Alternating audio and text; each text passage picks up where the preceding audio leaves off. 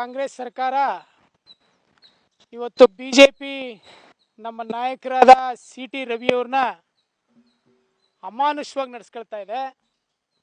ಎಲ್ಲೋ ಒಂದು ಕಡೆ ಕಾಂಗ್ರೆಸ್ ಸರ್ಕಾರ ತೋರಿಸ್ತಾ ಇದೆ ಕಾಂಗ್ರೆಸ್ ವಿರುದ್ಧ ಹೋರಾಡುವಂಥ ಕೈಗಳನ್ನು ಹತ್ತಿಕ್ಕುವಂಥ ಕೆಲಸಕ್ಕೆ ಇವತ್ತು ಸಿ ಎಂ ಸಿದ್ದರಾಮಯ್ಯ ಸರ್ಕಾರ ಮುಂದಾಗಿದೆ.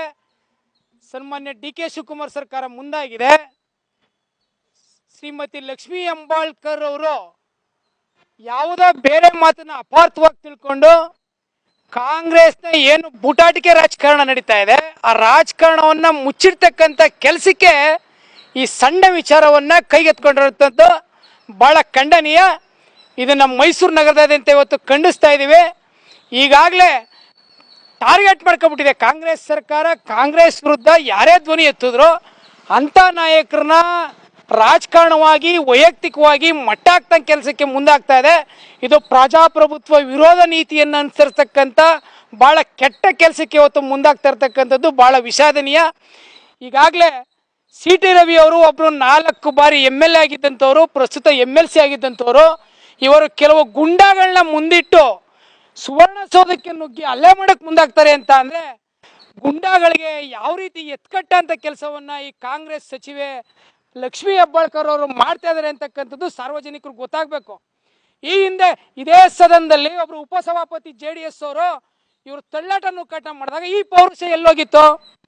ಅವರು ಮರಣ ಹೊಂದಿದ್ದಾರೆ. ಇವತ್ತು ಅವತ್ತೆಲ್ಲೋಗಿದ್ರು ಅರೆಸ್ಟ್ ಮಾಡದಂತೆ. ಇವತ್ತು ಏನೇನೋ ಘಟನೆಗಳು ನಡೀತಾ ಇದೆ, ಎಲ್ಲೋಗಿದ್ರು?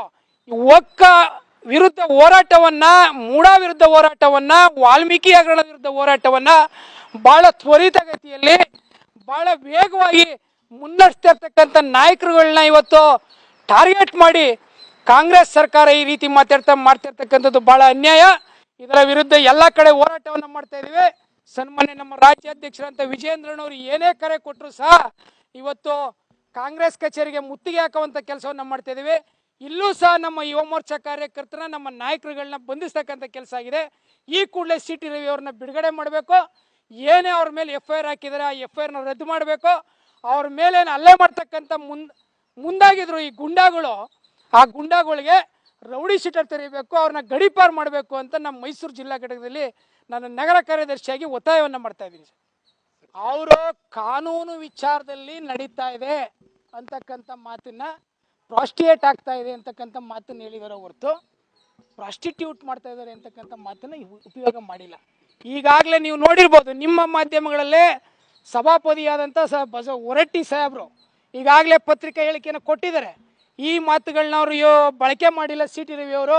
ಇವರ ವಿರುದ್ಧ ಯಾರೀಗ ಗುಂಡಾ ವರ್ತನೆ ಮಾಡಕ್ಕೆ ಬಂದಿರೋ ಅವ್ರ ವಿರುದ್ಧ ಕೇಸ್ ದಾಖಲು ಮಾಡಿ ಇದಕ್ಕೆ ನಾನೇ ಕಂಪ್ಲೇಂಟ್ ಕೊಡ್ತಾ ಇದ್ದೀನಿ ಅಂತಕ್ಕಂಥ ಮಾತನ್ನು ಕೊಟ್ಟಿದ್ದಾರೆ. ಇದು ಬಂದ ಮೇಲೆ ಇಡೀ ಕಾಂಗ್ರೆಸ್ ಅವರು ರಾಜ್ಯದ ಕ್ಷಮೆಯನ್ನು ಯಾಚಿಸಬೇಕು, ಸಿ ಟಿ ರವಿ ಅವ್ರ ಮೇಲೆ ಕ್ಷಮೆಯನ್ನು ಯಾಚಿಸಬೇಕು ಅಂತಕ್ಕಂಥದ್ದನ್ನು ನಾವು ಒತ್ತಾಯವನ್ನು ಮಾಡ್ತಾ ಇದ್ದೀವಿ.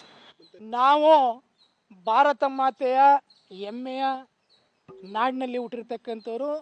ನಮಗೆ ಮಾತೆಯರನ್ನ ಗೌರವಿಸ್ತಕ್ಕಂಥ ಕೆಲಸವನ್ನು ನಮ್ಮ ಹಿರಿಯರು ಹೇಳ್ಕೊಟ್ಟಿದ್ದಾರೆ. ಭಾಜಪದಲ್ಲಿ ಆದ ಗೌರವ ಇದೆ, ಅದಕ್ಕೆ ಆದಂಥದ್ದು ಇದೆ. ಯಾವುದೇ ಕಾರಣಕ್ಕೂ ನಿಂದಿಸ್ತಕ್ಕಂಥ ಕೆಲಸ ಆಗಿಲ್ಲ. ಈಗಾಗಲೇ ಸ್ಪಷ್ಟನೆಯನ್ನು ಕೊಟ್ಟಿದ್ದಾರೆ. ಉದ್ದೇಶಪೂರ್ವಕವಾಗಿ ಇವರ ಹಗರಣಗಳನ್ನು ಮುಚ್ಕೊಳ್ಳೋದಕ್ಕೋಸ್ಕರ ಏನು ಇಡೀ ರಾಜ್ಯಾದ್ಯಂತ, ರಾಷ್ಟ್ರಾದ್ಯಂತ ಕಾಂಗ್ರೆಸ್ ಭ್ರಷ್ಟಾಚಾರ ಏನು ನಡೀತಾ ಇದೆ ಅದನ್ನು ಹಂತ ಹಂತವಾಗಿ ಇಡೀ ರಾಷ್ಟ್ರ ಮಟ್ಟಕ್ಕೆ ತಗೊಂಡೋಗುವಂಥ ಸ್ಥಿತಿಯನ್ನು ಇವತ್ತು ಸನ್ಮಾನ್ಯ ನಮ್ಮ ರಾಜ್ಯಾಧ್ಯಕ್ಷರಂತ ವಿಜಯೇಂದ್ರಣ್ಣವರು, ಸಿ ಟಿ ರವಿ ಅವರು, ಎಲ್ಲ ಯತ್ನಾಳ್ ಅವರು ಇರ್ಬೋದು, ಎಲ್ಲ ನಾಯಕರುಗಳು ಮಾಡ್ತಾ ಇದ್ದಾರೆ. ಇದನ್ನು ಮುಚ್ಕೊಳ್ಳೋದಕ್ಕೋಸ್ಕರ ಇದೊಂದು ಸಣ್ಣ ಹಗರಣವನ್ನು, ಹಗರಣನೇ ಆಗಿಲ್ಲ ಆದರೆ ಹಗರಣ ಅಂತ ಬಿಂಬಿಸ್ತಕ್ಕಂಥ ಕೆಲಸವನ್ನು ಸನ್ಮಾನ್ಯ ರಾಜ್ಯ ನಾಯಕರುಗಳು ಮಾಡ್ತಾ ಇರ್ತಕ್ಕಂಥದ್ದು ಎಷ್ಟು ಹೀನಾಯ ಪರಿಸ್ಥಿತಿಗೆ ಇವತ್ತು ರಾಜ್ಯ ಕಾಂಗ್ರೆಸ್ ತಲುಪಿದೆ ಅಂತಕ್ಕಂಥದ್ದು ಈ ನಾಡಿನ ಜನತೆ ಗೊತ್ತಾಗಬೇಕು ಅಂತ ತಮ್ಮ ಮಾಧ್ಯಮದ ಮೂಲಕ ಹೇಳ್ತಾ ಇದ್ದೀನಿ. ಹೇಳದ್ನಲ್ಲ ಇದು ಬೂಟಾಟಿಕೆಯ ಸರ್ಕಾರ.